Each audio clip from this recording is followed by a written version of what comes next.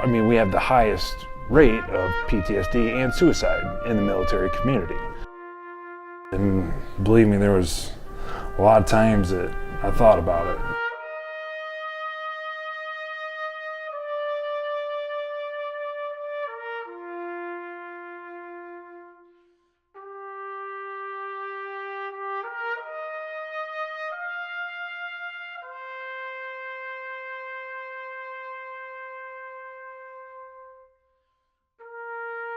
The men and women who protect and serve this great country face unimaginable challenges, both when they are fighting for our freedom and when they return to civilian life.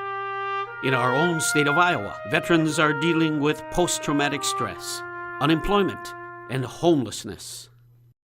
These guys were special people, these veterans, when they left to answer the call. And when they came back, they were treated as if they were brand new. They were used, they were hurt, they were destroyed, they were no longer who they once were. And I think if we can just allow them to realize that they're the same person, they just have a different experience. Those stressors, when they get home and their friends are no longer around and their buddies are still over there, they're all by themselves. And it takes anywhere from 2 to 11 years to adapt back to civilian life when you come home. Coming home is definitely the most difficult transition. You can't even hardly describe it. I mean, you're going from one extreme to a complete polar opposite. You're living in a third world country, possibly getting shot at, blown up. You're not talking to family every day. It's just you and whoever else you're there with, and you guys kind of take care of each other. Now coming home, people back home who've never experienced being deployed or being away from family or being in combat don't know what to expect and don't know maybe how to interact with us that have been there. When they come back from orders that they had to follow, I think a lot of times they have to carry the stigma that's attached with war, the stigma that's attached with serving your country in such a significant and sensitive and really precious way, because they do sign a check that says, here, you train me, we'll do the best we can, you tell us what to do, and we'll do it. Now when they get home, we don't have that compassion to realize that they need to segue from that so they can start making their own orders again and being the best that they can be. The number of veterans diagnosed with mental health conditions has increased substantially in the past decade. In Iowa alone, 75 veterans took their own lives in 2014. Just coming back, I mean, we struggle with addictions, we struggle with homelessness. Addictions is a huge one and often leads to or can lead to homelessness because the lack of treatment that is in the United States and the lack of understanding about post-traumatic stress disorder and some of the things that happen in war.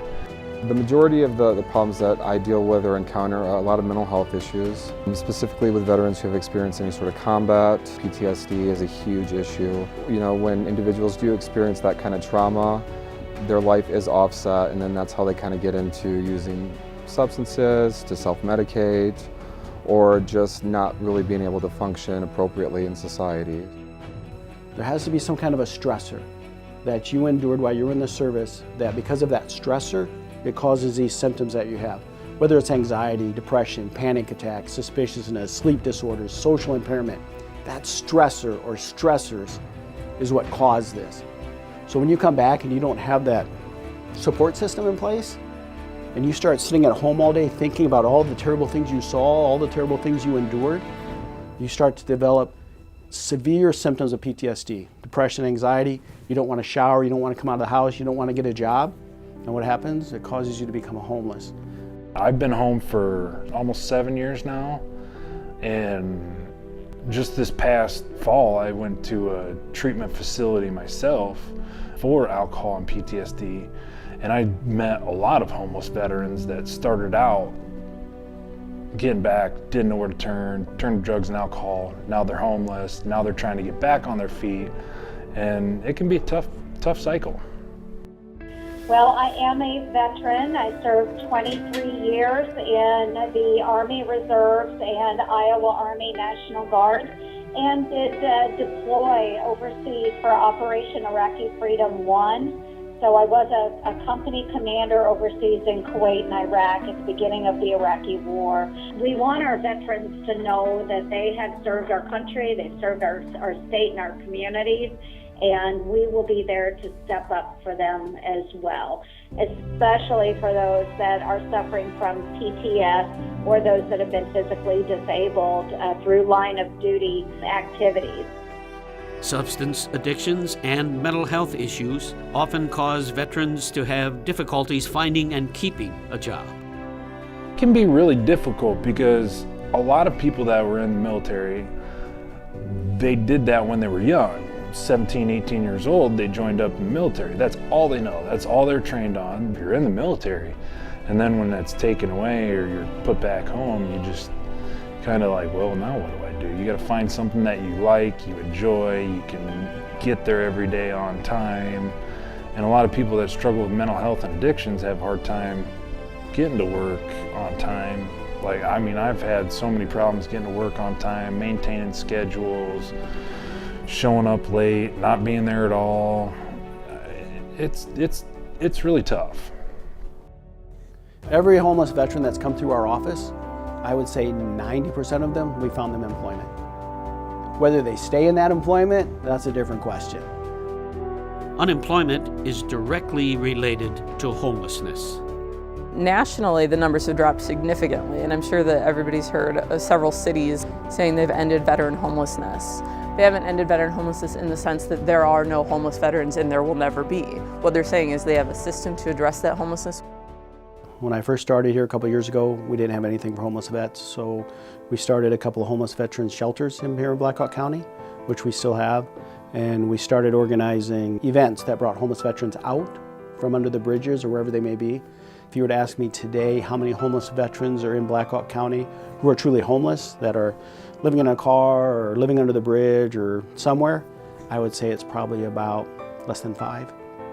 In the last 2 years, we've seen 6,000 veterans through this door. 6,000. So we have seen full ranges of veterans from World War II to today. And out of that 6,000, a number of them have been homeless or about to be homeless. If you get somebody who cares about them, who truly has compassion for them and wants to help them, they'll stay working and they won't be homeless again. Veteran issues are a major political barrier in our country today. Now it's my turn to make sure that we're standing up and doing the right thing for them and for their families too, because they will need greater supports as they move back home and go back out into civilian life. I have a platform to do great things for veterans and work with other people that really care about veterans too. I actually think that on the whole, all of our legislatures, local, state, and federal, do a great job of supporting the quest to end veteran homelessness. There's nobody against ending veteran homelessness. There's nobody that's not working for or voting for legislation to help that. Are we using the money wisely? We gave $188 million to help homeless vets, but if a veteran walks in my office who has PTSD and wants a dog so that he doesn't kill himself or herself, does the VA pay for that? No. As Congress, senators, congressmen, the VA secretary, they can put out these programs that makes the VA look really good. Look what we're doing for homeless vets, $188 million. Looks really good. To the voting population who never served, to the 99% who never served, that's a cool thing. I'm going to vote for that congressman. But if you actually look at it on paper, that $188 million is not solving the issue. What it's doing is it's giving money to get you off the street for about 6 or 7 months while we pay your rent. And then you're done. You get back on and you're homeless again. It's just a vicious cycle. That's all it is. It's just a vicious cycle. But we focus our money on that side because it looks good in the public. It looks good to our congressmen and our senators. It looks good because it renders votes. But it's not helping the people on the ground. I don't want to use the P word, but everything is so political in this day and age. And that has to stop. It has to. Because we can't get anything accomplished if we're constantly pushing and pulling. It doesn't work. And the most vulnerable get caught up in the middle of that, don't they? I would like to see more focus placed on those men and women who serve this country honorably, who can't adapt back to civilian life. Let's put more funds and allocations in those folks to get them service dogs, to get them housing, to get them case managers to help them get back on their feet. If the VA truly cares about veterans' homelessness, they'll have enough money set aside to where each veteran who's homeless has an individual case manager to get them off homelessness. Based on the homeless vets that we see in this county, and based on the programming that the VA has in place for veterans in this county, we're not solving anything. We're just creating a cycle. Veterans face significant challenges when they return home from war. However, everyone can do something to help with their transition back into civilian life. Listen to the veterans. Don't listen to me. Don't listen to the politics. Listen to the veterans. They have a voice. God gave us 2 ears and 1 mouth for a reason, I believe. And that's you listen twice as hard as you talk. I think just awareness and education is huge. It's really easy to want to assist somebody, but if you really don't understand the issues at hand, then just putting a Band-Aid on it is not going to do anything. One of the things I would really encourage is to use your vote wisely, because if we're propping up our mental health community and our mental health partners, or our substance use disorder treatment centers, that's helping veterans also. And even veterans who are eligible for VA services sometimes prefer to stay local and not go to a VA resource.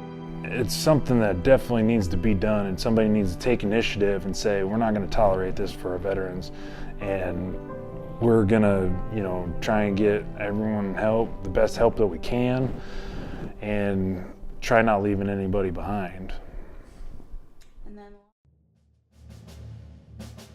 To all veterans in Iowa and across the nation, thank you for your service. Your courage and selflessness will never be forgotten.